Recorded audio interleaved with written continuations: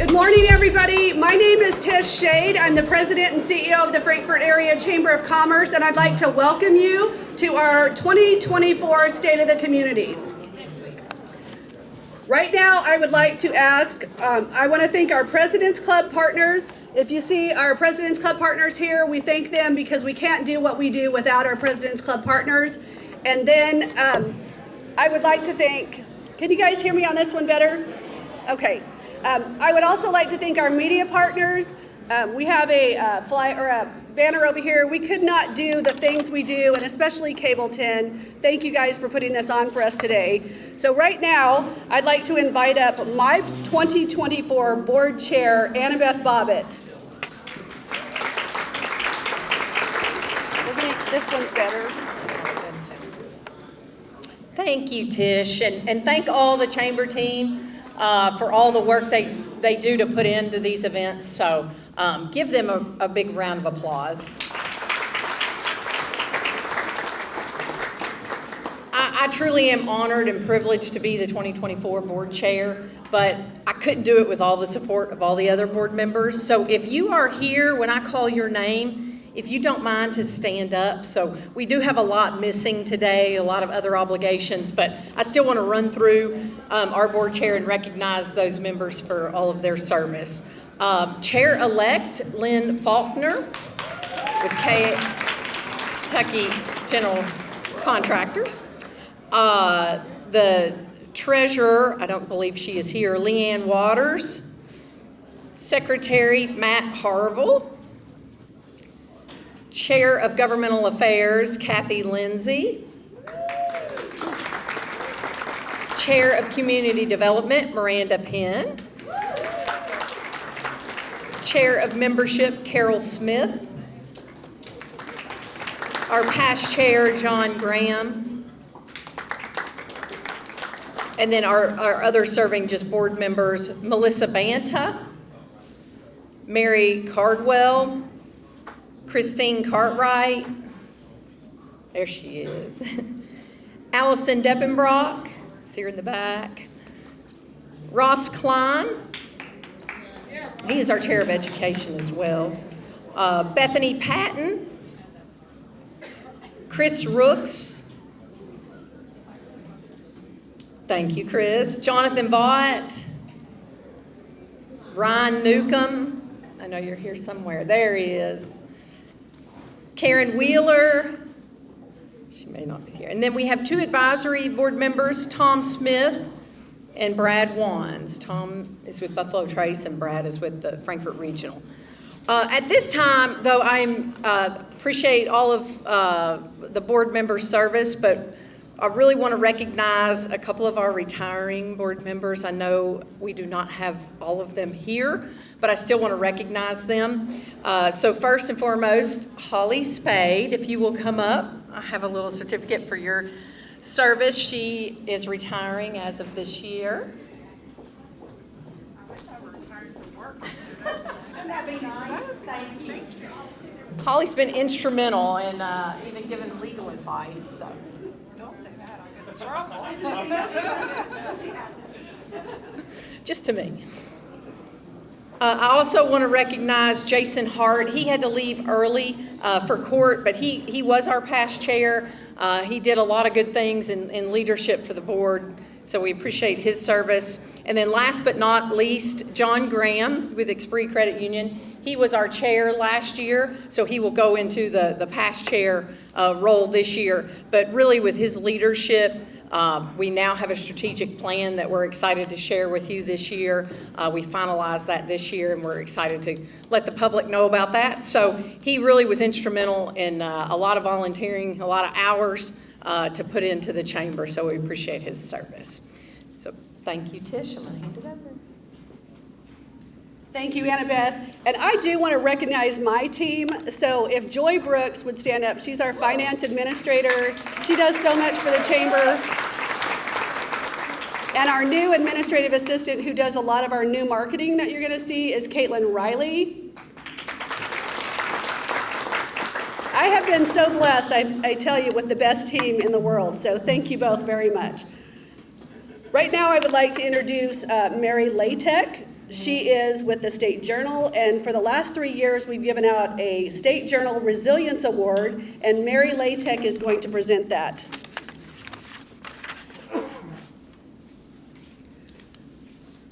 Thank you, Tish. Good morning, everybody.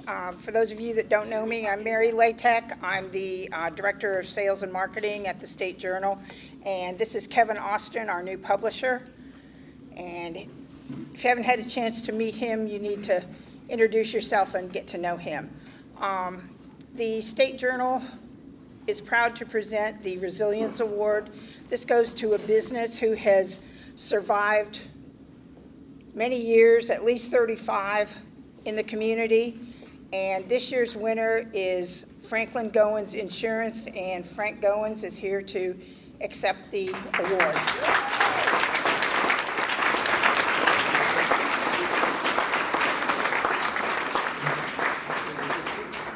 Hey, you can.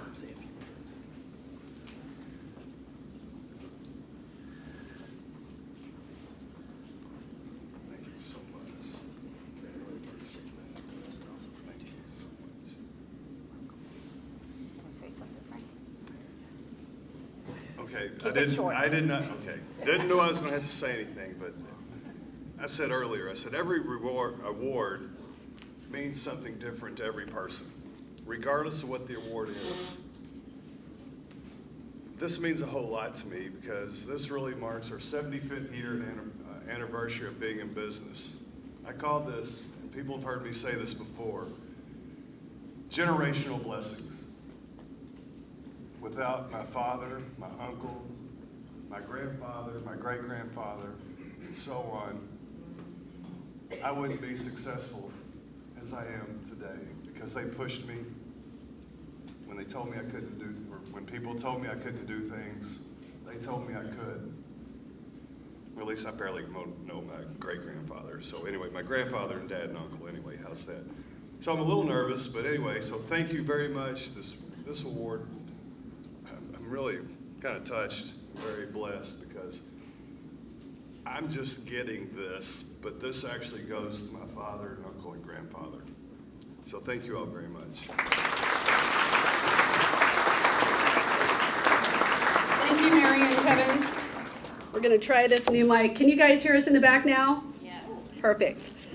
Okay, so I would like to introduce Brooke O'Neill from Community Trust Bank. Brooke is new to the bank, and they are one of our sponsors for today, so welcome, Brooke. Hello, everybody. I'm Brooke O'Neill, and I'm actually the branch manager of the Community Trust on the east side of town, or on the west side of town. I'd like to thank you all for letting Community Trust be a sponsor for this event. It is such an important and informative event that keeps us in the know about the city of Frankfort. Thank you to Tish Shade and the chamber staff for organizing this.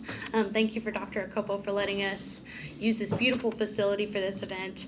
And thank all of you for your participation. I'm looking forward to hearing what our speakers have to say today. Thank you. Thank you, Brooke, and thank you, Jeff and Miranda. Miranda sits on our board, and she's in our leadership group this year, and she does so much for the chamber, as does Jeff. So we appreciate Community Trust Bank. Our next sponsor I'm going to bring up, and Kathy Lindsay is from the Frankfort Plant Board is going to say a few words, and Kathy's going to be our facilitator for today. She's also on our board and head of our Government Affairs Committee. So please welcome Kathy Lindsay.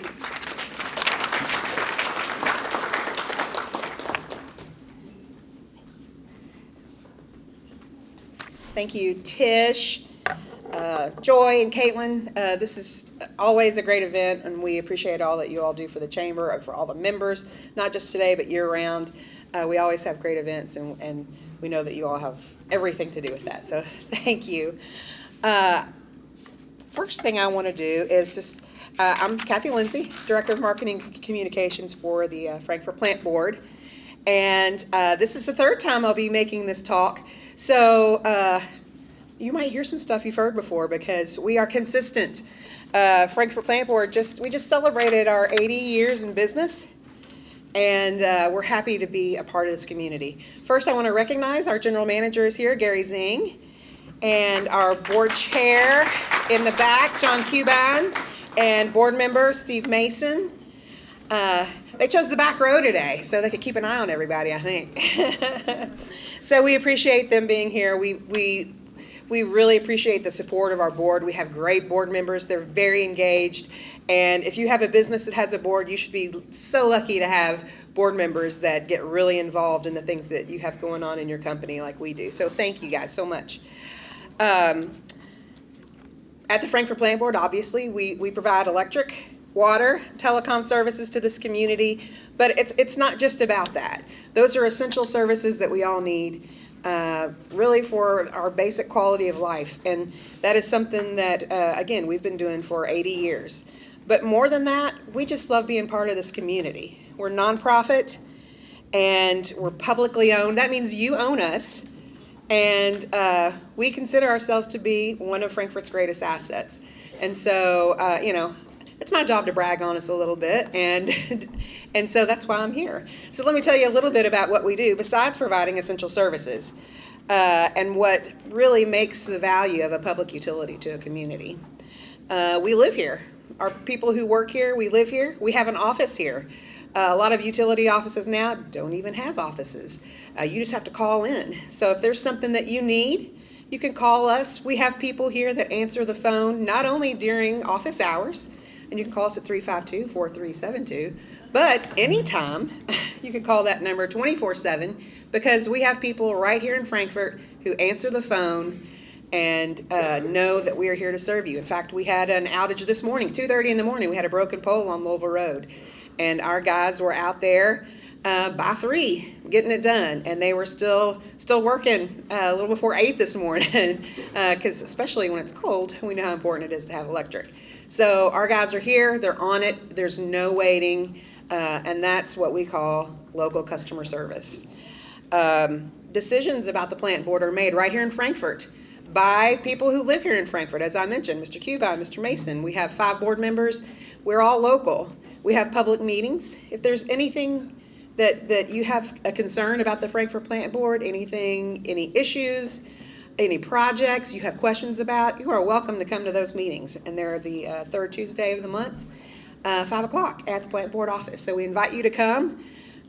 You can always email me, clindsay@fewpb.com if you have any questions, and I will try to get those answered for you.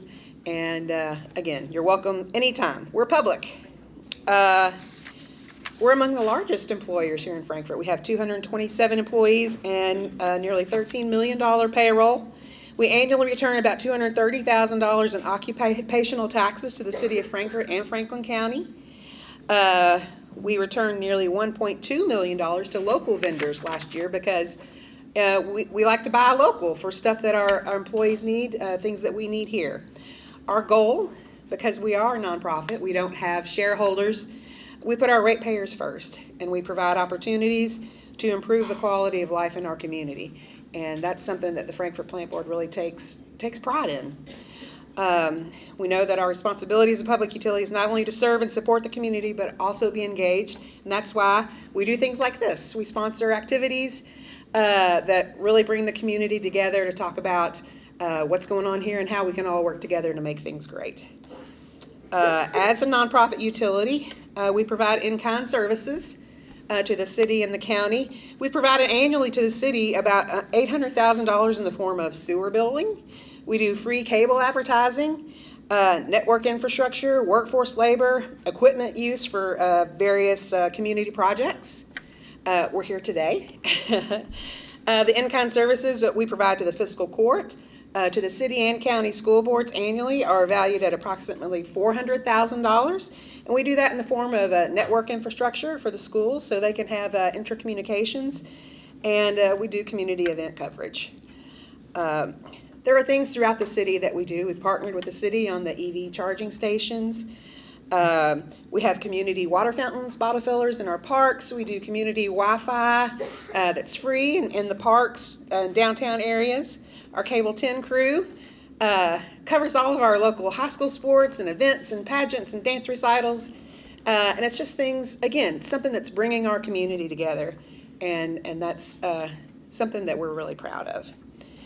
We support our schools. We provide annual high school scholarships to 2 seniors, to 1 senior at each high school. And those are $2,000 a year. And again, Cable 10, I can't go without talking about our live show. We have a live morning show Monday, Wednesday, Friday around 10. And that's something that we do, again, to bring our community together. We have people come in from throughout the community. The mayor has his mayor's moment once a month, and the county judge has his time once a month. I think he was just there on Monday, just to come and share with what's going on in the city and the county so that people can stay engaged. And again, and we cover other organization events and then just fun things going on here in town. So that is my plug for Cable 10, and I couldn't be more proud of them. Just really quick on some updates of some projects that we have had going on that I've mentioned in the past. ACP, which is the Affordable Connectivity Program, which is the federally funded program where people can get $30 off their internet. It's a federal program, and we're afraid it's winding down. There's a chance that ACP may conclude in the near future. ACP is expected to run out of funds as early as April unless Congress approves additional funding. So we need you. Please contact your congressman. You can contact Mitch McConnell, Rand Paul, Jamie Comer. Tell them how important ACP is. So again, we have, they're very vital funds for internet service for people who otherwise could not afford it. And I know our school boards are here, our superintendents are here. It's something that we really push among all of our schools, because if you are in any school system here in town, if you have a child in that school system, you are eligible for that $30 off. So it's really important. Contact your congressmen and your senators to let them know how important that is. Again, Nextband Fiber Internet Service is our fiber service we've been implementing. It's a 5-year plan. Currently, we have 65,500 users that have access to its gigabit speeds. That's about 64% of our current service area. And this fiber service is scalable up to 10 Gs. So we're planning for the future. 10 gig is a lot, and we'll be ready for whatever needs you all have. We're working with a county broadband expansion. The FPB Telecom Department, they are awarded funding to expand broadband across access into the county, and we're going to be working on about 884 homes that are currently unserved. We're looking at B funding to get to I think there's another 1,100 maybe. But we're going to start with those 884, and we were glad to get that. She's standing up. All right, really quick. I just want to talk about, we do have a community solar program. We have lots of subscriptions available. If you're interested in solar, we have an array right on our campus. Give us a call, 352-4372. And lastly, I just want to say thank you so much for the support our community has shown us, for recognizing the value of a public utility and standing up for that. And we are so thankful for our loyal customers, and we try our best to be the best we can be, but we're always hoping for continuous improvement. So thank you so much. Yeah, I'll go ahead and invite them up. Okay, if you want to introduce the Government Affairs Committee. Yeah. I just want to tell everybody, you've got a paper on your table. There's plenty. Each person could ask 2 questions. If you get these done, if you will hold them up, my team will come pick them up. So if you've got a couple of questions, circle at the top who the question is for, and then Kathy will read them when we come up to our question time. So if you get yours done, just hold it up, and Joy or Caitlin will both pick them up. And then Kathy's going to introduce our Government Affairs Committee. Yep. All right. Okay. Do I want to invite the panelists to come on up? Or are y'all going to sit there or sit up here? Well, come on up.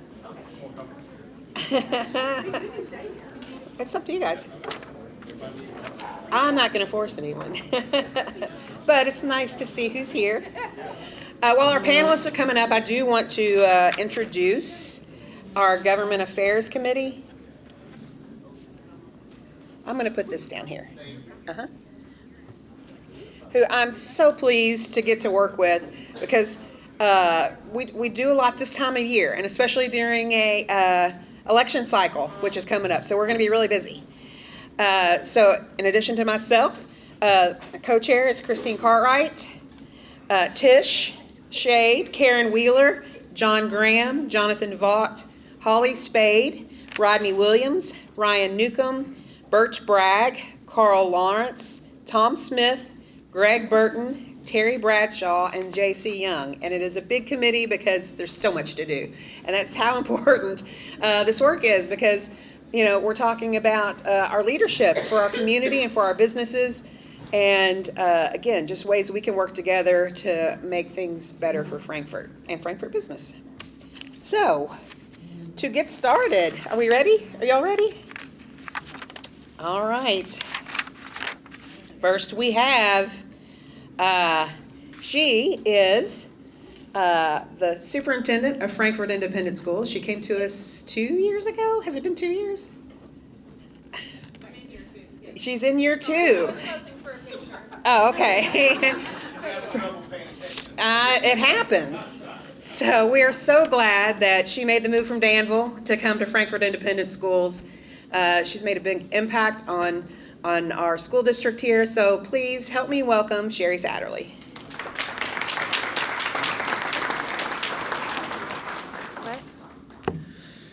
So I have this binder prepared with my whole outline, and Tish is telling me if she stands up, I have to stop speaking. I feel like I'm being a little targeted because she keeps looking at me like I'm the one that talks a lot. I do talk a lot. So if we have not met, just so you know, 5 to 8 minutes is really, really hard for me. Very hard for me. So I'm going to, same, Kathy says same. But I do have a script here, but I'm going to go a little off script to start and just put in my own plug for being new to Frankfort. We've been here a little over a year physically in a house, and I'm just going to go ahead and put my own plug in for the Frankfort Plant Board, since Kathy was just up here. I can say, as a non-resident of Frankfort, moving to Frankfort, it's the best service we've ever had, and it is the most cost-efficient service we've ever had. So, thank you. So, I'm going to start just by telling you a little bit about our district, if you're unaware of what our district looks like on the inside. So right now, we house 2 schools, 2nd Street School, which is a K through 8 building, and Frankfort High School, which is a 9 through 12 building. And we do have an alternative program that houses 15 students for those students that just don't, the traditional classroom is not their best spot. I will say that right now, as of yesterday, our total enrollment is 923 students, not including preschool, which is up from 905 last year. So that is wonderful. We also have 44 additional students in preschool, so that puts us close to 1,000 students, which I feel like is pretty high from what I've been told from past years. I could only go back and see the last 3 years in Infinite Campus, but we're up from 906 and 905. We also offer a wraparound program, childcare for our preschool program, and it can operate as a standalone program as well for ages 3 through 5, which is wonderful for our families and for our staff. In addition to our overall numbers, I wanted to give you a picture of so I'm sure you all are aware that South Frankfort is a lot of government property, right? So not a whole lot of housing, not a whole lot of anything. So right now, we do offer tuition for students, and right now our total percentage of tuition students is 42.5% in the district. At 2nd Street, it's 38%. At Frankfort High, it's 52%. Over half of our Frankfort High students are not students who live in our district.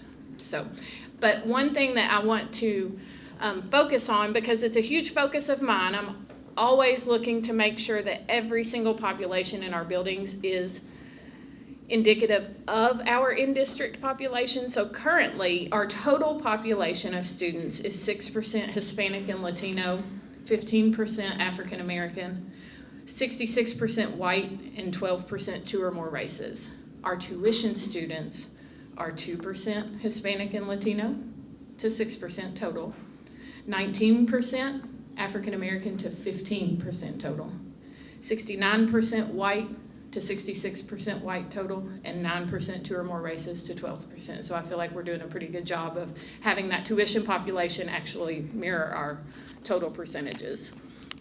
I'm going to get a little serious real quick about our financial situation. So we do a really, really good job of managing our finances. I watch every penny that comes in and every penny that goes out.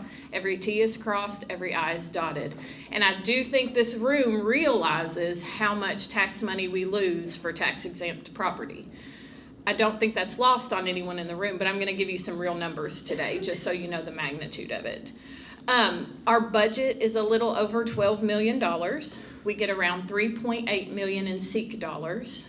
Our tax rate currently is sitting at 103.5, which is really high if you know anything about tax rate. We just passed a third nickel tax that's allowing us to put a little bit more in our building fund and raise our bonding capacity because they're going to equalize those nickels again. So right now our bonding capacity, which is how much we can borrow for facilities, is $4.7 million, but once those nickels get equalized, it'll be close to $10 million. And I'm sure you know our facilities are beautiful but dated, and we need those funds to take care of those. But as far as tax-exempt property goes, okay, I want everybody to make sure you're listening to these numbers, the magnitude of these numbers. So all real property in the Frankfort Independent District, tax money totals a little over $1 billion. We get 2.7 million of that. 7.6 million of that does not get paid to our district. I can give you breakdowns of which government entities and how much those amounts for each individual government entity is, but I'm not going to give that to you right now. If you want to know, I'm happy to have a conversation with you. But $7.6 million of $1 billion that we don't get in tax money. 27% of property in Frankfort Independent is taxable. 73% is not. Just food for thought. Now, and that's a big push for me right now. You're going to hear me talk about that a lot. I've been talking to Kevin, the new publisher at the State Journal, about doing an op-ed piece on it. Like, I'm over here like, we need some help, because I'm not sure any district in the state sits in the middle of the city, the county seat, and the state capital. Actually, nobody else sits in the state capital like we do. But you do have districts like Menifee County, that's Red River Gorge and places like that. So there are other districts in the state that have the same issue. I'm just not sure it's of the same magnitude. But now on to all of the wonderful things that are happening in the Frankfort Independent Schools. So right now our big, are you standing up or are you coughing? I've got 2 minutes. I have 2 minutes, okay. Our big focus right now is K-3 literacy. Senate Bill 9 requires us to have a diagnostic assessment that we use, which we did. We're getting ready to choose, I'm going to talk really fast. We're getting ready to choose a program that has to be chosen by July 1 that focuses on brain research and teaching kids how to read and not just teaching reading standards. There is a difference. I can teach reading standards all day, but am I really teaching them how? Jennifer's nodding her head. How to read based on how their brain functions. Our Frankfort High School auditorium is getting ready to undergo a really big renovation. We just picked out the We just picked out the seating last week, and we've ordered it, and we're going to replace the floors and the sound and the lights, and it's just going to be a wonderful, wonderful thing. And we're going to change some things for ADA accessibility. Right now, it's not ADA accessible up to the stage, so we're fixing that too. Both of our schools just received a Kentucky Advising Academy grant in the amount of $5,000 to support transitions for 8th grade students to high school, which is a missing piece in a lot of middle schools, to support career exploration and post-secondary exploration. Our profile of a Panther work competencies include communication, collaboration, critical thinking, lifelong learning, and responsibility. Tomorrow, our juniors will be delivering their profile of a Panther defenses, and I'm sure some of you, raise your hand if you have a senior intern in your business. Some of you get to benefit from our wonderful seniors who work in your offices, and they will give their senior presentations at the end of the year. We have dual credit partnerships with a couple of universities, but our main partnership is right here at K-State. We offer a plethora of classes in pathways and associate's degrees. Last year we had 11 students graduate from K-State with an associate's degree, and this year I think we have 8. We have 32. So my fast talk, you are listening even though I'm talking quickly. I think we have 8 this year, and we have like 32 in the pipeline. Career and tech ed, culinary, early childhood, teaching and learning, engineering, video production, and we bus about 25 kids to the Trailblazer Academy for welding, auto tech, CNA, M&A. And most importantly, right now for our students, I will say are our mental health supports. Right now, we have 2 guidance counselors at 2nd Street, 1 at Frankfort High, a licensed clinical social worker, a mental health professional, and 2 mental health professionals that are provided to us through our partnership with the Healthy Kids Clinic. And 2 nurses and 1 nurse practitioner. And one more thing, and then I'm done, Tish. I wanted to share with you all of that goes back to how I lead. I'm going to share with you my personal purpose statement. I will use my seat at the table to do what is just and right for all students, regardless of socioeconomic status, ethnicity, gender, identity, and instructional level. I will enlist students, parents, teachers, and community members to be at the table with me, working collaboratively to impact the whole child for every student in our diverse student population. If we all use our seats at the table to do our part for all students, we will create an environment of high expectations, equitable opportunities for all, and ultimately success for all. So every decision I make, my question is, what is best for all students? Which is why we had school last week. Thank you.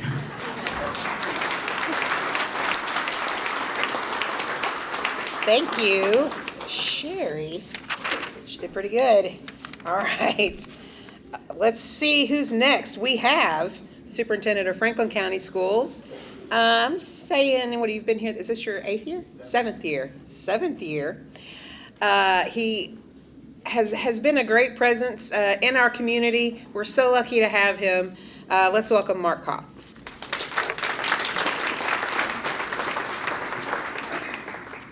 Thank you. Really appreciate being here with you all this morning. Before I get started, I had written down on my little note thing to give a shout out to the plant board as well, and then Sherry did it as well, so that's great. Seriously, huge shout out to the plant board. You have no idea how much they support our student athletes, our students, broadcasting graduations, events. We're really thankful for the partnership we have with you in our community, so thank you to the plant board. I had this cup up here and it about fell. How would we look at this little cup of water? How would you describe it? Is it half full or is it half empty? It is 1,000% half full. And that's what I'm going to talk about with you today. 2 things, optimism and achievement. I am in the 7th year with Franklin County Schools. So proud to be the superintendent of a district that has 6,300 students, over 1,000 employees, 15 schools. We're one of the first districts in the state to pay for school resource officers in every one of our buildings. We have a school resource officer in every building. We have behavior interventionists. We have social workers. We have put significant dollars towards the social, emotional, and mental health needs of our students because we see that that's extremely, extremely important. Teachers get trained to learn how to teach. They don't get trained to deal with the significant issues that our children come in with these days. So I think that's really important that we try to do everything we can to continue the push for that support. But I'm going to talk about when I was hired 7 years ago, the board, and Mr. Fletcher was on the board at that time. He's still on the board, does a great job.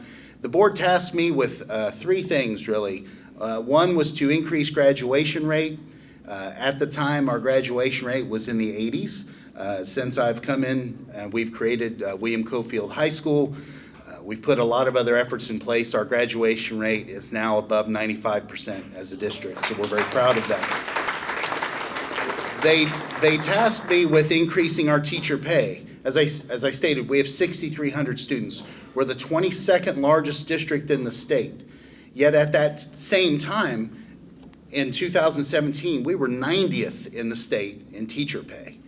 Through a series of teacher pay increases, we are now 26th in the state in teacher pay. So we've gotten more close to where we should be. And because of that, now we're bringing in teachers from other districts. We pay more as a school district than every district that touches us. So we're stealing the best from the best, and we're very pleased with that. And the third thing they tasked me to do was do everything we can to improve our facilities.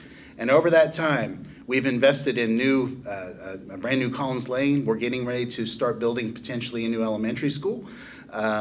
We have We did turf fields that no one said could be done. So we have turf football fields and soccer fields, obviously. We have new grandstands at our football fields. And if you remember in 2017, they blew up the convention center. You remember that? They tore it down. They didn't blow it up. They blew up the tower. Sorry. But that was a welcome to the superintendency moment. You know, hey, you don't have anywhere to have graduation.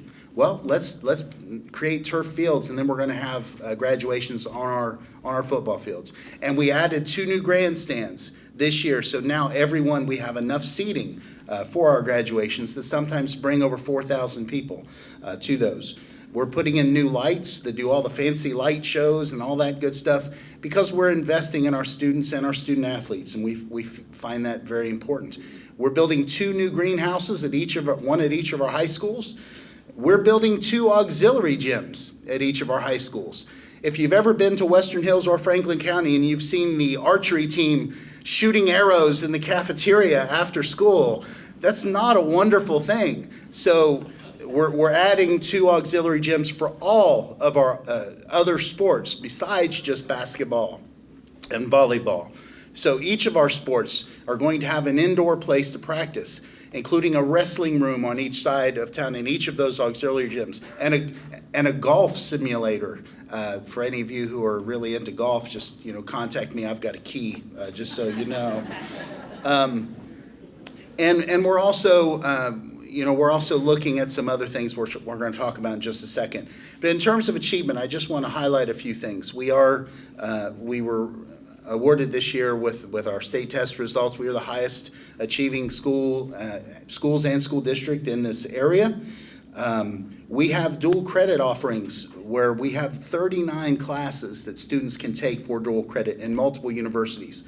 And in terms of talking about achievement with optimism, and seeing the students who are graduating and can graduate with an associate's degree, I'm so excited with Dr. Akokpo being here. Kofi and I have worked together for many years, going back to BCTC. He's going to do wonderful things for Kentucky State, and we are so honored and excited to collaborate with you for our students. It's our university.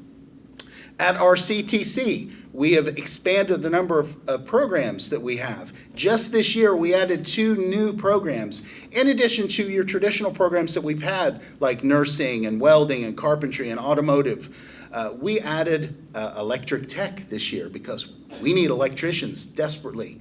We added fire science through a collaboration with the fire department this year. So beginning this coming up year, our students are going to be able to learn how to become firefighters. It's lots of collaborative efforts that, in terms of talking about the second thing, and that's optimism.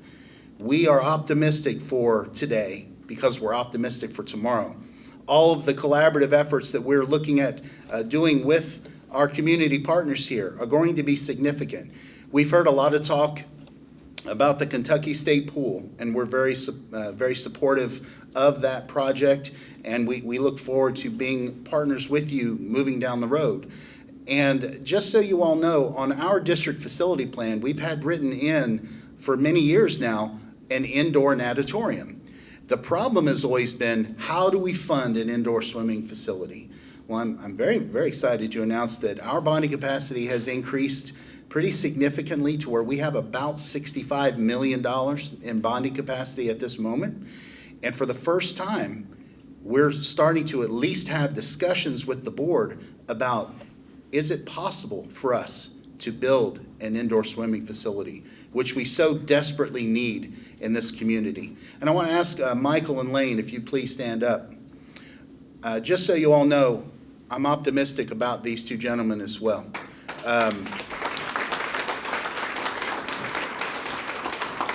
Michael and Lane and I have had multiple meetings where we've talked about this possibility because our community needs it so much. And it is not an either or with the Kentucky State Pool or with us. It's an and. Our kids need the ability to swim. And we've had great discussions, and we look forward to continuing to have those discussions and trying to find a way to collaborate together to make this happen. And that, at the end of the day, is what it's all about.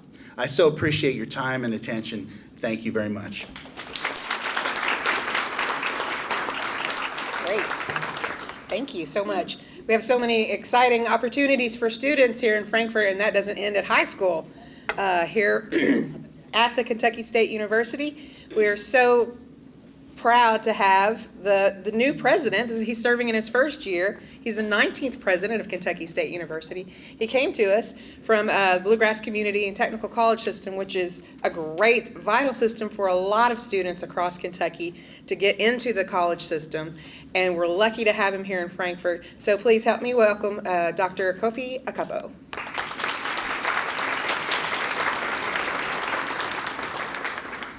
Thank you. Good morning.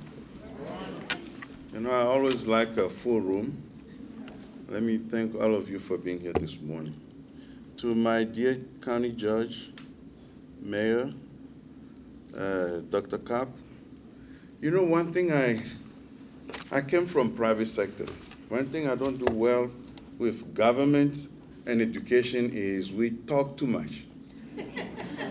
We discuss, we rediscuss, and we over-discuss. By the time we make decision, it's almost over. But I like to see a snake and kill it. If you recall Ross Perot, he said, when you see a snake, kill it. Don't study the snake. Don't try to know what type of snake to kill on Monday and form a committee to study the species of the snake to kill on Monday. So let's get to work. And let me thank everyone here. I thank my mayor, my county judge. I don't like to call names, so bear with me. I want to thank everyone for being here this morning. And you all are waiting to hear what's happening at Kentucky State University. Let me tell you this. Kentucky State University is great. We've gone through some difficulties, but I'm here to tell you that we're back. We're back very strong. Thank you. But let me also thank all my team members here. Can you all rise if you're in the room so we can recognize you?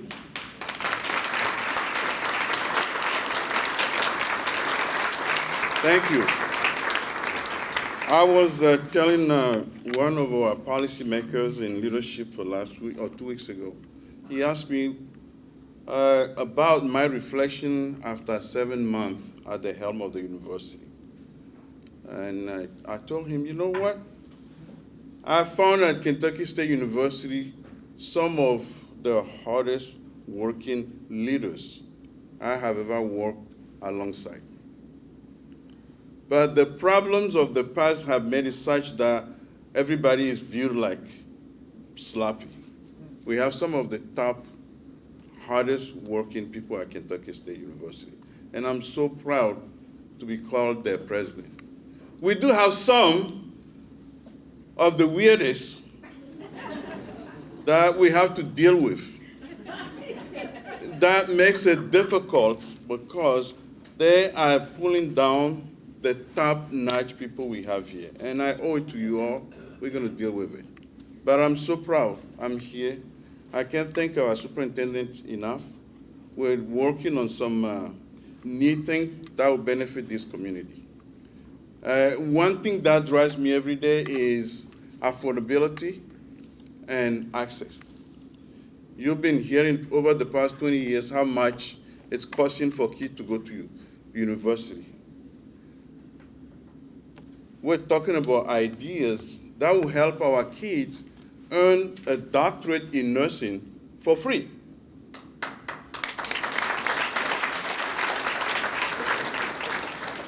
And how do we do that? We can work with the kids at the high school where they earn all the prerequisites. So by the time they graduate, they come to KSU, they do their RN in 2 years, and it's paid for either by St. Joe, UK Healthcare, or Norton. And then while they're working, they can continue RN to BSN fully online. In 1 year, they will earn their bachelor degree. And if they choose to earn a doctorate, in 2 years, fully online, they will be a doctor of nursing. So usually when we tell you associate degree of nursing is 2-year program. A bachelor degree is a 4-year program. Okay, can you hear me now? Good. When we tell you 2-year program takes 2 years and 4-year program takes 4 years, it's not always true. Because they come, for nursing, it's not always true. They have to take all these prerequisites. And some kids, it takes them 1 year, some 2 years. And then when we say 4 years, sometimes it's 6 years. But through this program, it would take a high school kid 5 years to earn a doctorate. Shorter than the time they spend to earn their bachelor degree if they go through the normal route. So I'm so excited. This is what gets me excited every day. So how many more minutes do I have? Since it's in my house, I can have 10 minutes. Well, I will be brief. I will be brief. Well, things are happening. I have a list of things here, but I can't go over all of them. But I will tell you, we're back. We're going to balance the budget this year. Something that has not been done in many, many years. We're going to do it this year. Thank you. We're working also to tighten our internal control system. That was the breakdown in the past. And enrollment is also on the radar. But one exciting thing that I can share with you is we are also reinventing ourselves. We have been known for an institution that allows a student, oh Lord Jesus, to take so many credits and nothing to show for it, or graduate in 8 years with over 230 credits. We stopped that through the help of my faculty, the chairs, the dean, and the provost. Our Janet requirement is 30 credits, nothing more. Bachelor degree, 120 credits. So we have realigned the university into 3 colleges as well.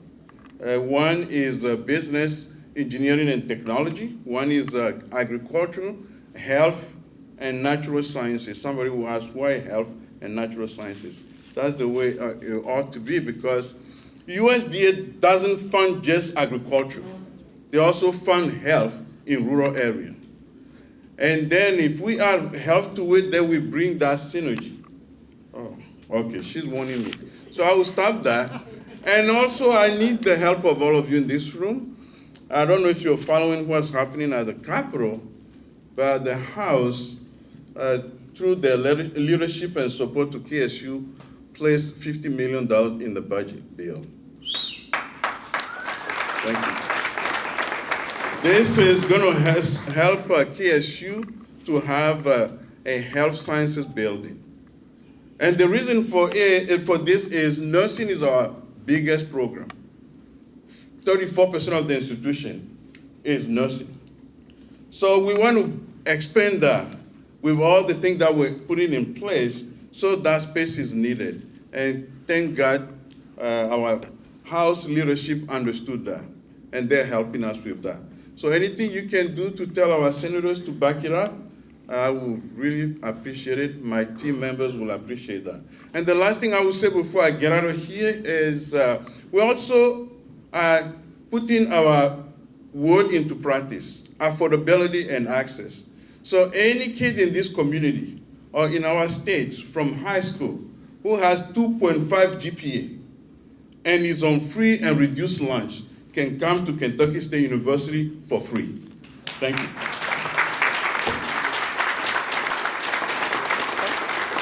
Thank you. I'll take this, maybe.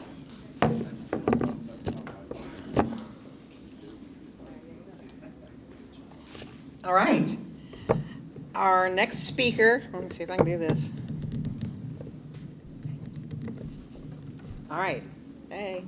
Our next speaker is, I can't believe this, I started thinking about it. He's serving his 4th year as mayor here in Frankfort. And so I think he's got a busy year ahead of him. And maybe he'll come up here and talk about how we're going to kill the snake. Let's welcome Mayor Lane Wilkerson.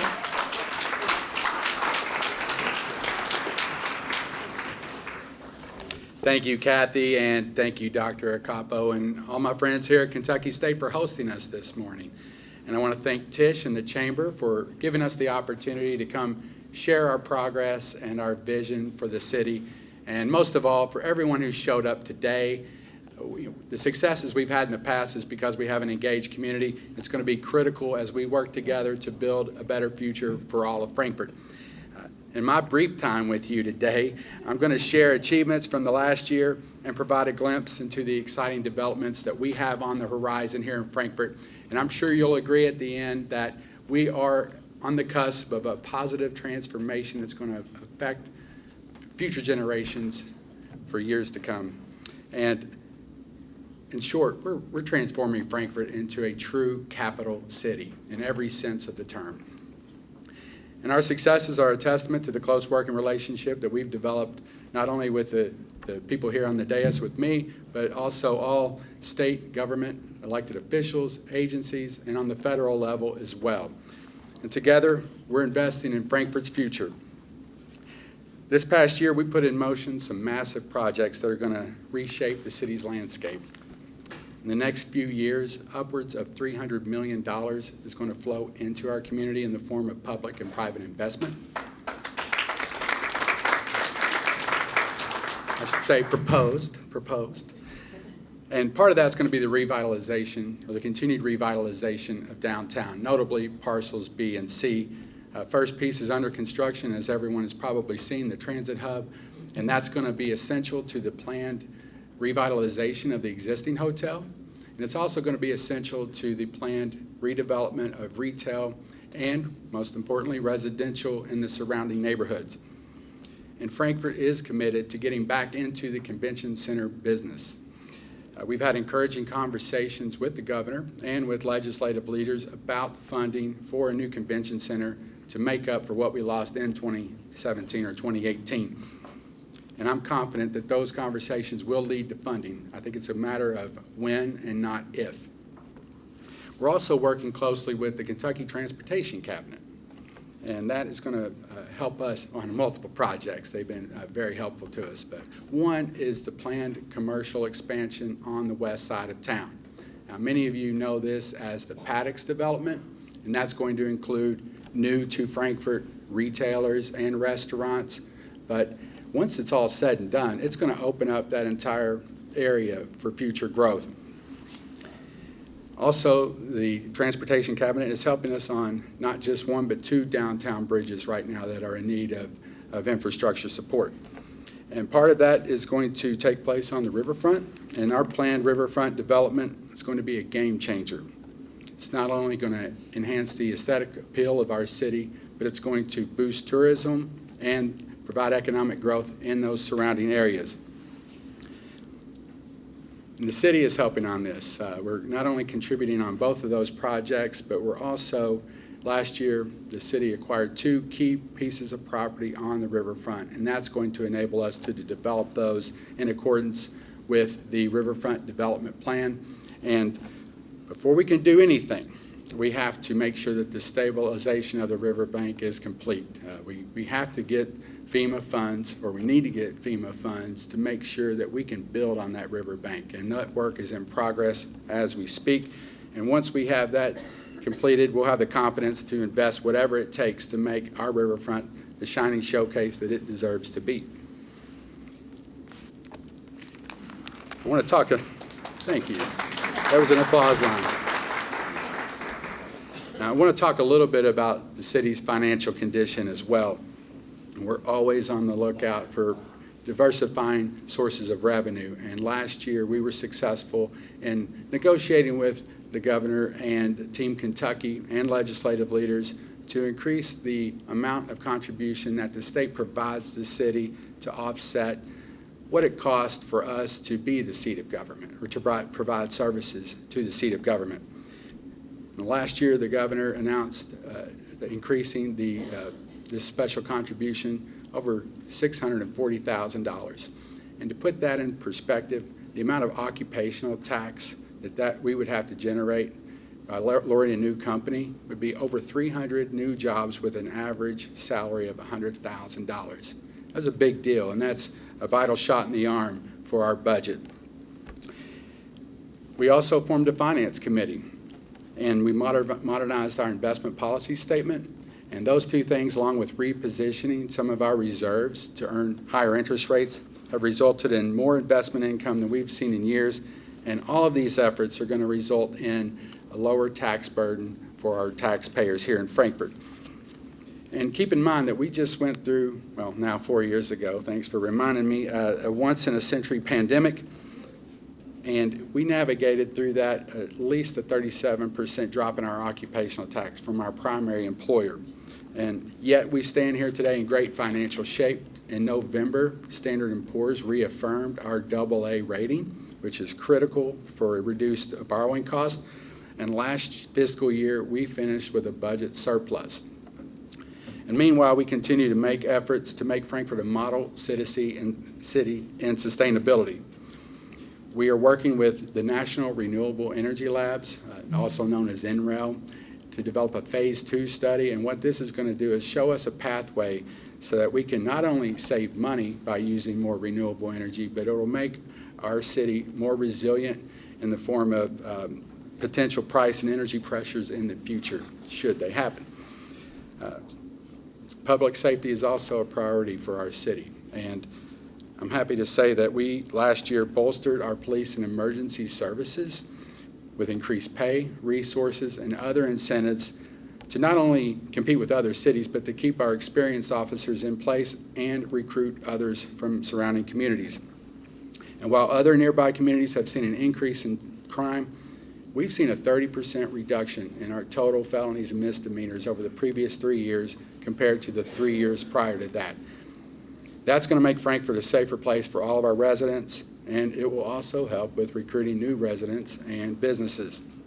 And while any crime with a victim is one too many, we should be encouraged by this trend and amplify what's working, and that includes hiring our second community policing advocate, which is a social worker that's there to help with special social situations like domestic violence, substance abuse, and mental health crises.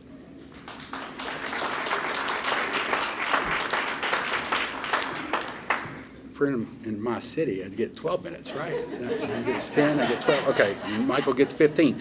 Okay.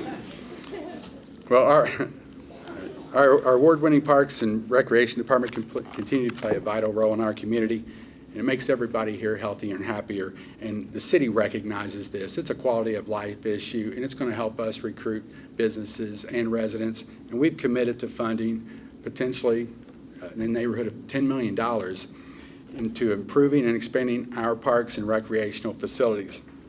And as we discussed earlier, Indoor Aquatic Center is at the top of the list, and we look forward to working with the county schools, fiscal court, and KSU to work both angles on this. And at the end of the day, if we come out with 2 pools, I think the community here can support that. So that's top of the list. And we can't hit our growth goals if we don't have enough places for people to live. And recognizing this, the city and the county came together last year and paid for a housing study that will inform our future policies and support the development of all high-quality housing units here in the city. The city is working on a CDBG grant right now to support affordable housing. We also have the Housing Authority of Frankfort that has some capacity. We're working with them to build more units for subsidized housing. And we also, last night, actually passed a resolution to create a affordable housing committee on the city for city government so that we can oversee these efforts and make sure that we have enough housing for all of our residents to access comfortable and affordable living conditions. And before I conclude, I must acknowledge that our vision would not be realized without our exceptional staff here in the city of Frankfort. Our employees dedicate themselves every day to keeping our city functioning smoothly, and I want to say thank you for all that you all do. And in short, our city is in a very strong position. That's the state right now. We're well positioned, well managed, and our financial condition is strong. We have a great plan, and we are working that plan. We're starting to see the returns on the commitments that we've made so far, and we're bringing Frankfort back to the state and national conversation. And people are starting to take notice of what we're doing here in Frankfort. And we have done this in a short amount of time. And so together, we're here investing in Frankfort's future, and the best part is we are just getting started. Thank you.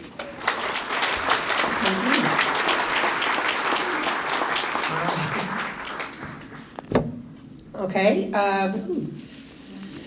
Our next speaker is our county judge executive. I think he's in his second year right now. So I know they've had a lot of things going on in the county, great projects coming up. Let's welcome Michael Mueller. I like to walk around with it. No. Why? She told me I can't walk around, you know, I Just wanted for to now. take it off, walk a little bit. So just for everybody, Michael Mueller, it's spelled Mueller, but we pronounce it Mueller. People ask why, I don't know. That's what my grandparents told me, and that's all I know. Before I get started, and I kind of want everybody to shake up a little bit. Everyone's kind of draining, you know, the food's wearing off. I would like to acknowledge, I am here representing the fiscal court. I want to acknowledge Squire Sarah Sebastian, Squire Richard Tanner, and Squire Scotty Tracy for being with us today. Thank you guys very much. I'm also probably the farthest thing from a politician, but I do want to acknowledge everybody in the room that has put their hat in the game to be hopefully on the ballot. I want everybody to stand up who's running a campaign right now currently so everybody can see who is present in this room.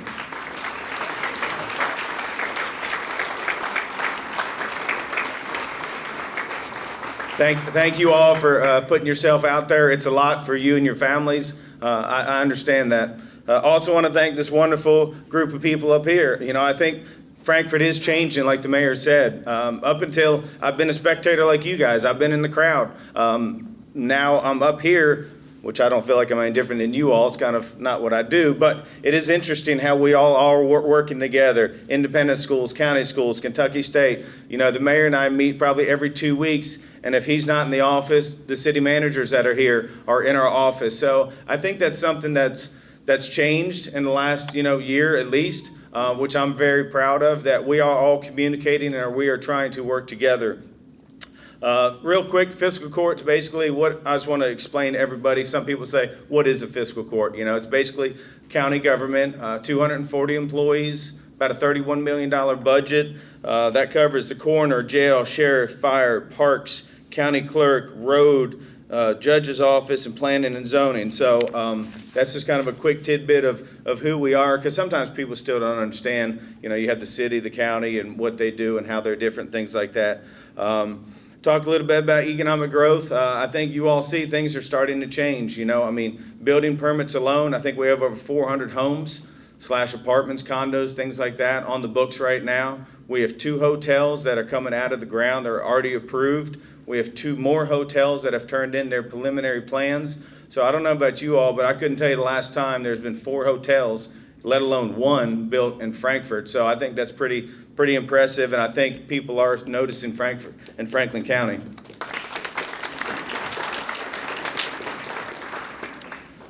One thing I would like to talk about is the relationship that the fiscal court has with the NCFL, National Center for Family Literacy. I don't know if anybody's here from Thornhill today, but it's a big deal.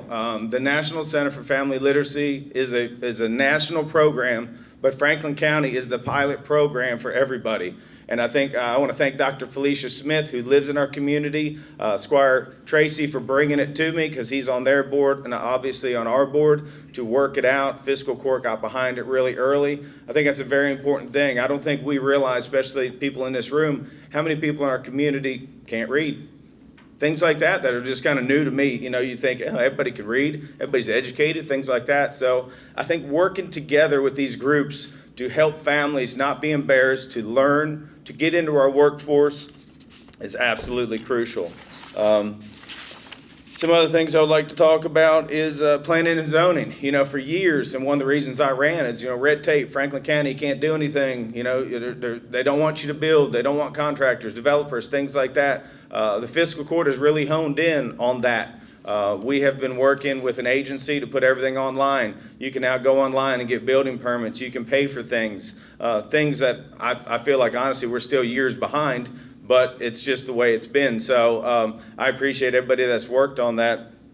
We also have business licenses are up. You know, let's talk about planning and zoning real quick. So our planning and zoning is pretty big. We now have 2 full-time inspectors. They can do state projects, things like that. We have 2 full-time electrical inspectors. We have 2 planners. We have our supervisor. We have our admin assistant. And things are getting better. But the one thing I do want to say, and I really appreciate the fiscal court, is we now have code enforcement. And everyone's like, why is that important? Well, for me, coming from my previous life as a business owner, I just want everybody to play by the rules and pay their fair share. Well, what I realized, and a lot of people in this room realized years ago, is there's a lot of people out there not paying their fair share. It could be roofers, snow plowers, plowers. It could be anything. So the fiscal court approved a new code enforcement officer.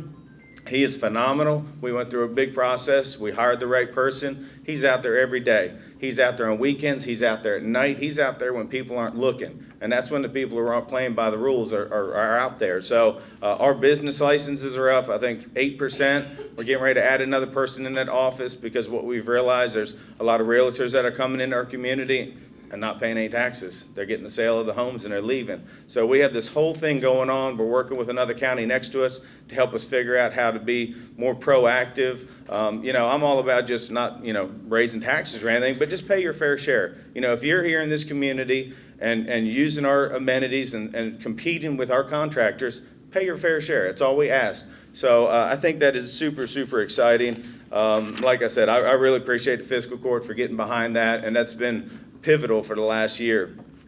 Talk a little bit about environment. Most of y'all know I'm kind of love environmental stuff, things like that. We have a new solid waste coordinator. She's getting into our schools. She's teaching kids how it's important to recycle. So a couple of things we're really working on this year is that by 2025 of January, we want to ban single-use plastic bags and styrofoam. Just got really quiet.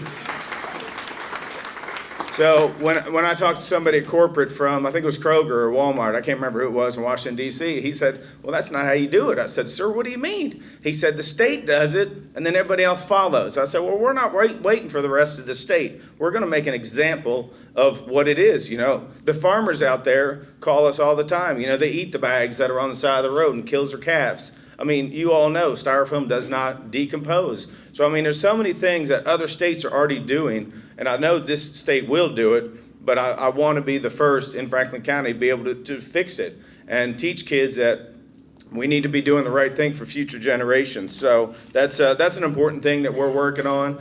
There's so many other things we're working on. We have developed, we're working on a future industrial park. We're working, I know Norton's is coming to town, healthcare. There's so many things going on. I'd love to talk to you all individually. Everyone knows they can get a hold of us. We're just trying to do everything we can. Priorities for 2024, and this is probably me because I'll never speak for the members of the fiscal court because we're all individual members, but Kathy touched on it earlier, broadband. That is our goal, to finish broadband for Franklin County as a whole. That's a big one. The indoor pool, and I think you're correct, Mr. Kopp, we can support 2 pools. So that will hopefully come to fruition. And then I brought a prop today. Hold on, I brought a prop. Hold on. Gotta be a little different.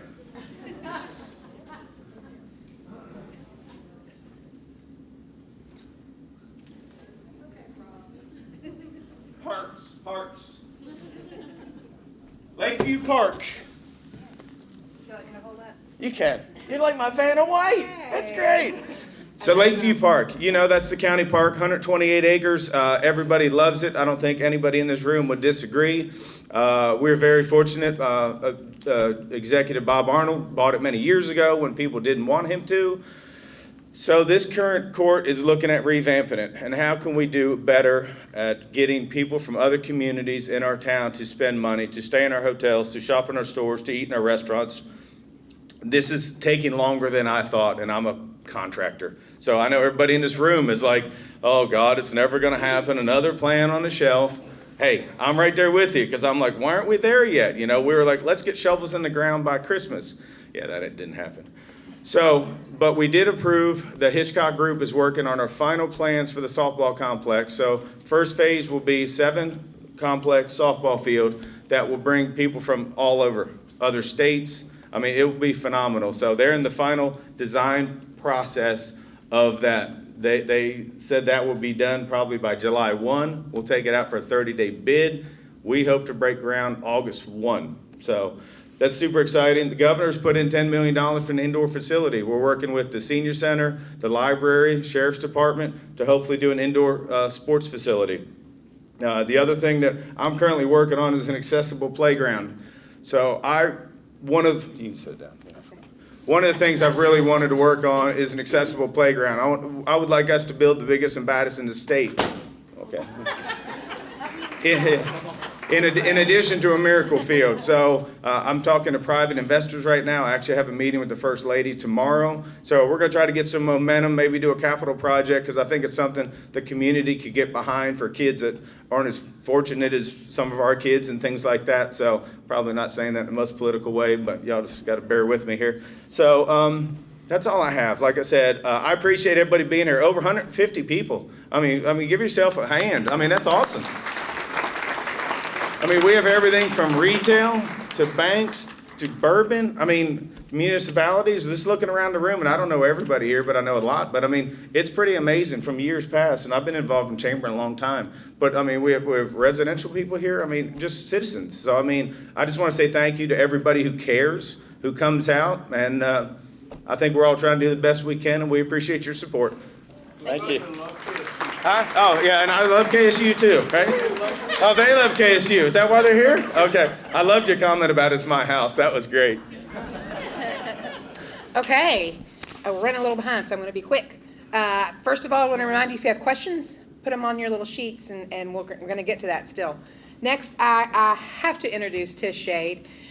She is coming up on 3 years with our Frankfort Area Chamber of Commerce. It'll be 3 years in March, I believe. And since she's been here, there's been such a resurgence of energy within our chamber, and we really appreciate all the work she's done for us. She's going to give us a little update on what's happening with the chamber.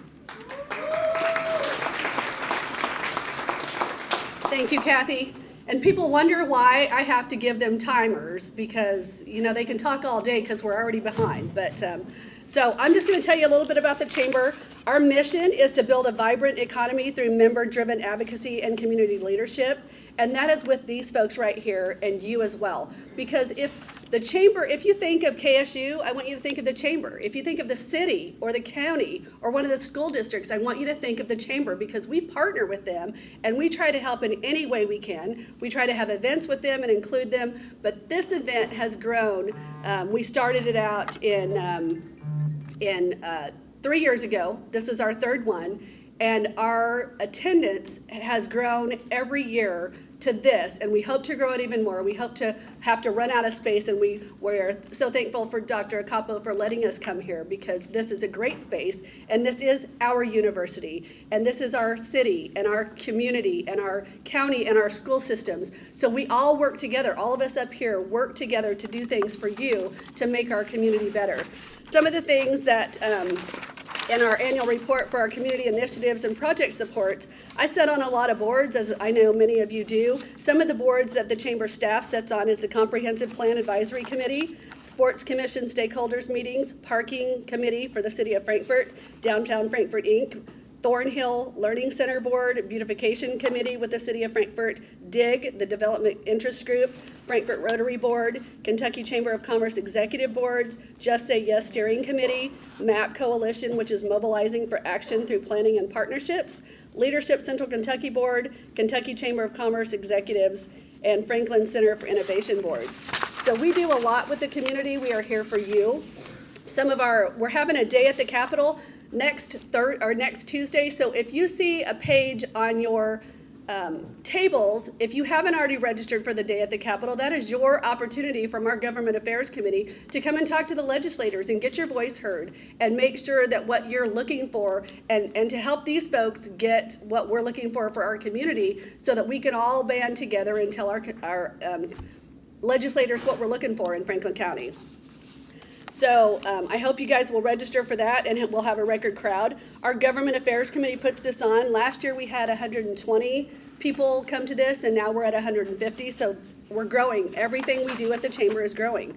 We have a Women in Network monthly event. How many of you ladies have been to our Women in Network event? It's a kind of a big deal. We started that 2.5 years ago. We started with 32 people. Last February, we had 92. We have a Facebook page that has 564 members. So we're growing, and we're willing to do things for the women in our community that has never been done before. And I've never seen women support each other like they do here, and I am so proud.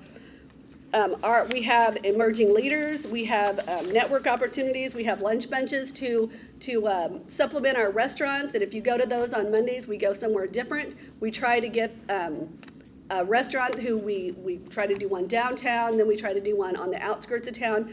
We have 15 to 20 people that come to those every week, so we're happy to do that, and our restaurants appreciate that from the Chamber. We have a Chamber Gala that last year we had 276 register for that. We had a Farm City banquet that this last year we had 122 in attendance. We have our golf scramble that we have 139 in attendance. We have a reality check that's coming in March or April. We're trying to work out that date with KSU that will be here at the Exum Center, and we're trying to work out a date with the school systems that they can all come. We've got our nonprofit that last year gave out $2,500 in scholarships from our foundation. Last year we hosted 17 ribbon cuttings. We did a business after hours. We brought that back.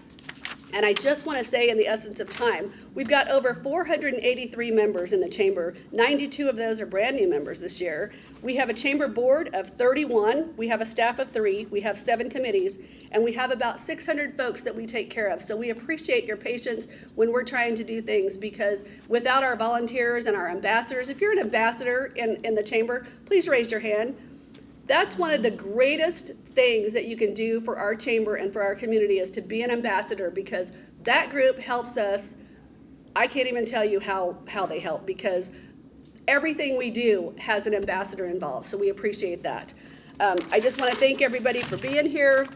I know we're a little over time.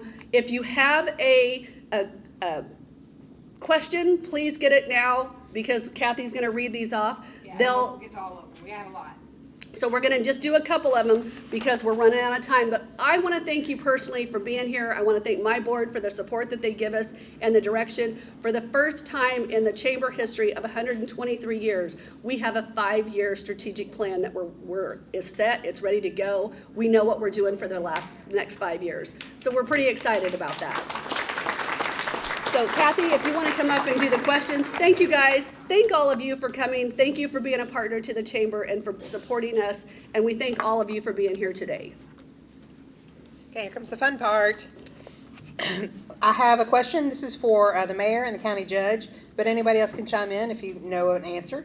What are the non-funding related opportunities for nonprofits to support the county's and city's efforts to build a thriving community? Anyone? Shall I start? Sure. You want us to stand? Let me just pick one. I'll just pick one. Non-funding opportunities, I think continuing to show up like you do today, and any time that we have an event, you can show up. I think, like I said earlier, it's going to be critical to our future success if we have an engaged citizenry, and just seeing you all here today, I think that's the most important thing you can do. And look for opportunities if you, like, for instance, on the pool or any other thing that we're looking to build, something like that, any expertise you can provide, we'd much appreciate it. Okay. Do you have anything else? Well, no. Okay. I'll move on. Hang on to that. This is for all the panelists. You all represent a wide array of touch points for the Frankfort community. So in your opinion, how do you see young people engaging in the community? And would you like to see them, and how would you like to see them engaging moving forward? Be advocates. Be advocates. Be present and advocate for a position. Whatever that position is, make your voice heard. That's something we talk a lot about. We have a student voice committee in Franklin County Schools where we want to hear from our students. And I would encourage the same thing in our community. When there's an issue, our students, our children, they need to speak up about it. would just reiterate that. I think there are some wonderful opportunities in our community right now for our youth to get involved, but student voice, youth voice is very important. Big step towards that with one of our local nonprofits just said yes last night, had their first youth cafe. I'm not sure. Tonight, it's tonight. Yes, we have a parent cafe at 5:30, but they've been having parent cafes, but they have a youth cafe tonight at First United Methodist Church at 5:30. There will be a taco bar. So if you have youth that have a voice that needs to be heard, please encourage them to attend events such as that.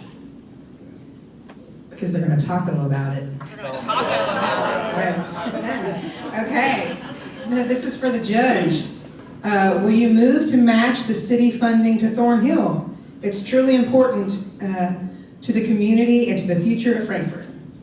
I'm not exactly sure, because I know we fund Thornhill, so I don't understand that question exactly, so. Okay, well, maybe whoever asked it can approach you afterwards. Yeah, that's fine, Y'all yeah. can have a chat. Yeah, it's to my knowledge that, Okay. yeah, we've always kind of been the partner with them, and Okay. there's never been discrepancies, so, yeah, I might not understand that, but that's what I think we're good there. Okay, good enough. This is for Dr. Couple. Is there a plan to do something similar at KSU to what Georgetown did with free tuition for local high school students? That's what I just announced. Okay. Well, we had this earlier. This came in earlier. So yay! I'm just reading. Okay, this is for Sherry, and these are two quick ones. I'll just knock them out. Is there any conversation regarding school resource officers? And then someone wants to know, is there a plan to review the covenant on the Rick's White Light Diner deed? Oh. They went there. Real quick. They went bigger. They did. Go back to the first one, sorry Kathy. School resource School officers. resource officers, there are always conversations around school resource officers. Right now, Senate Bill 1, it's a mandate, but it's an unfunded mandate. And in our current funding situation, school resource officers currently cost between $90,000 and $100,000. So while we would love to have one, an unfunded mandate is exactly what it is. It's an unfunded mandate. There is discussion about throwing $20,000 right now towards that in legislature. The $20,000 doesn't even touch it. So if anybody has any ideas on how to get there, I'd love to hear them. Rick's White Light, so I think there's a little, I'm honest and transparent to a fault. I think there's a little misunderstanding about the covenant. I think some people think the covenant is no alcohol sales whatsoever. It is not. It is no alcohol sales during school hours. I have been in contact with Dylan Paul, Rick's son. I haven't heard from him recently. I was told they were going to pursue a different route and that he would be back in touch. So those conversations are always open, but that's where we are right now. Okay, thank you.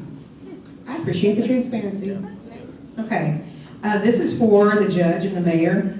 Why are we adding new retail developments when we have so many empty retail buildings? What plan, if any, is there to fill all these empty storefronts?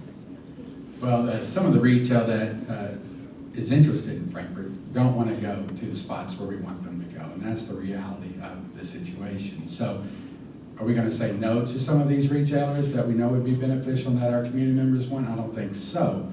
But for the places that are empty, the dormant commercial centers like Century Plaza, Eastwood Shopping Center, Old Hex, I do want to this year propose some incentive so that we can fill those spots, or at least incentivize the owners to fill those spots in the form of whatever we can do in terms of tax rebates. Other cities do this, so that's on the radar. But we need to get those redeveloped. I'm not sure that retail is going to go into those places, but at least we can repurpose those properties for residential or some other sort, neighborhood growth centers, if you will. But again, the reality is some of the retailers you're thinking about in your head, they don't want to go into those spots. There's a reason they go where they go, and we have to go along with them on that if we want them here. So this would kind of be a follow-up on that, kind of maybe what you just said. Has anyone considered using the old Sears building and parking lot for an indoor recreation and pool that could have year-round use? Yeah, I mean, it's in the city, but I'm happy to talk about it. I mean, yeah, we've talked about that property for a while. I mean, obviously, it's owned by a private investor who bought that whole shopping center. I don't think the footprint itself would really be, there's low ceilings, things like that. Honestly, like the mayor said, I mean, one of my things is, we've talked about putting a small committee together, start identifying certain pieces of property, maybe get some investors together to buy them, knock them down, have them build ready. Unfortunately, I just don't think that building is laid out in a manner that it would make sense. I think we'd end up spending more money trying to retrofit it than we would potentially building something new. Okay, thank you. This is for Dr. Cuppo, and if you addressed this, then sorry. Does KSU have a nursing bridge program for those with a bachelor degree in something else if they have nursing prerequisites already taken? Yes, we do. We start enrollment already, and it's going to start it in June this year. Okay, there you go. All right, for the mayor, other than Airbnbs, how are we addressing the housing shortage? And what are we doing with the survey results? So other than Airbnbs, How you addressing that? yeah, I know, we haven't regulated Airbnbs, that's one thing. But right now, the city of Frankfort is applying for a CDBG grant, and that's going to help build new affordable units that are Section 8 that are vouchers. I sit on the Housing Authority of Frankfort Board, and actually we have a meeting after this, and I think we have capacity to build more units to get people that are lower or marginally income into units, and also with the redevelopment downtown, particularly the Parcel B area, new residential is planned there. And once those new units are online, we're going to see some of the pressure off of the rest of the market, and that'll free up other properties in other neighborhoods, and I think that's going to help. So there's three things right there where I think we can come up with a couple or 300 units. If I can add to the nursing program, Please, yes. It is very unique. You have a bachelor degree in non-health area. You want to become a nurse, you come to us 16 to 18 months, you'll become a nurse. It's intense, but the time is very short. Wow. Excellent, If thank you're you. interested, just apply. Start this June. There you go. Okay, two more questions. The first one is to the superintendents. With the drastic increase in children with neurodiversities, how is your district working to address additional support for these students? If you were part of any of our meetings when we discuss this issue with our staff, we have a hashtag that we wear on our wrist, every employee in our district, and that hashtag is everyone. I see Stella smiling at me there as one of our employees. How often and how much do we focus on this? This is incredibly important. Every single child, we have to be able to make sure that they can succeed. So all of the supports that we put in place in terms of all of the, whether it's academic, social, emotional, mental health, all of those things are focused on just that. We have to reach every single child, no matter where they are in the learning continuum. I think also what Mark and I both talked about as far as mental health supports plays into that as well, even though it's not necessarily neurodiversities, but we have a lower population in Frankfort Independent, but we recently have partnered with a clinical ABA therapist through Cultivate Behavioral Health. It's a free resource to us, and they are in our building daily with those students who need that extra support each and every day. So just using every resource we have to provide those supports for those students. I'm going to add one last thing. That's a great point, Sherry. I've been doing this for 30 years, and I remember 30 years ago, I got the keys to my classroom, and my principal said, go teach world geography. And that was, okay, shut the door, teach world geography to 30 kids, right? That was the job. That's not the job anymore. We never dreamed that we would have a social worker in each one of our schools, but we do. We have multiple guidance counselors. We have outside entities providing consultation and counseling services. Those are things that we never would have dreamed of, but it is a reality today. So we have to do everything we can as superintendents, working together to meet the needs of every one of our kids. Thank you very much. And this is all we have we have time for one more question. I apologize if we didn't get to yours. They are free to take questions because they're public servants, so you can approach them later. Let's talk prevention and recovery. This is for the mayor and the county judge. How can we work together to affect change and truly make an impact on those affected by substance use disorder and comorbidities such as mental health, trauma, homelessness, food access, etc.?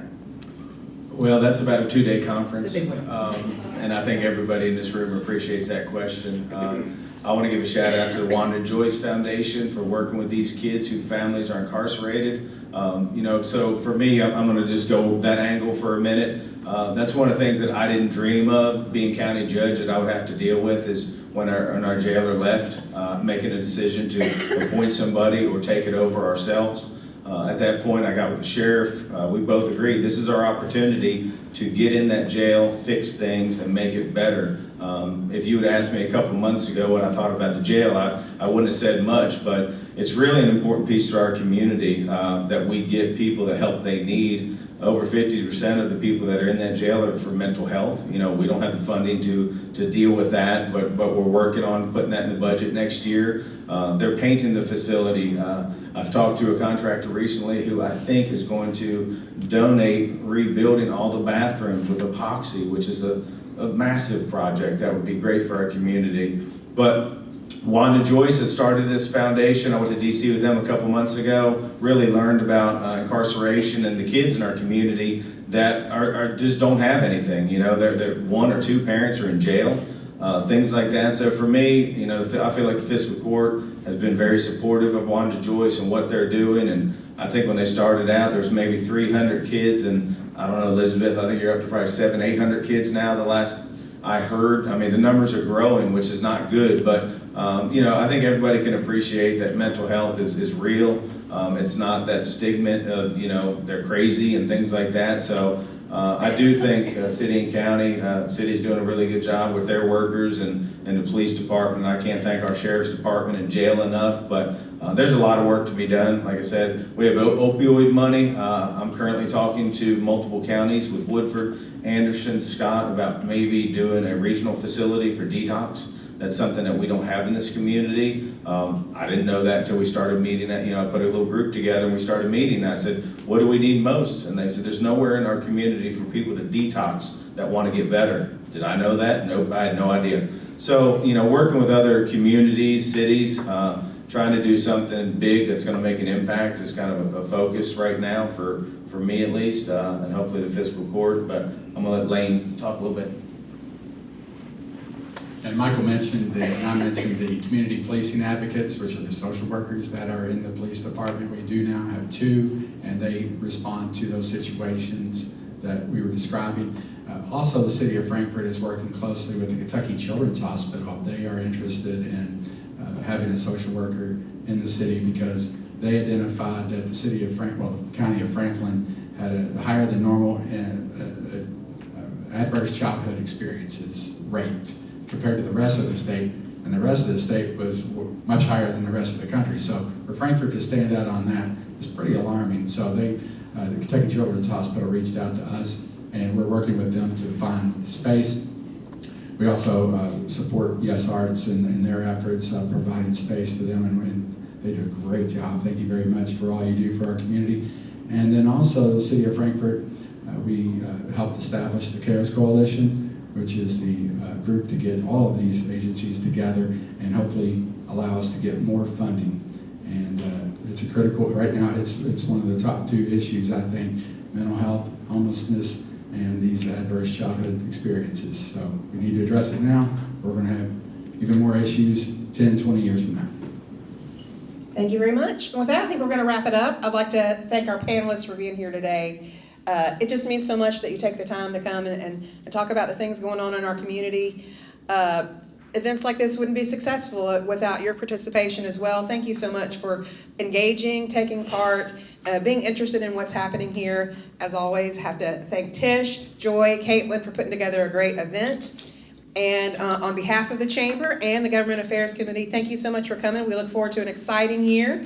It is an election year. We have some local races, so keep your eyes out and your ears open for our people in the community who want to be our local leaders and the ideas that they have to move our community forward. Thank you so much.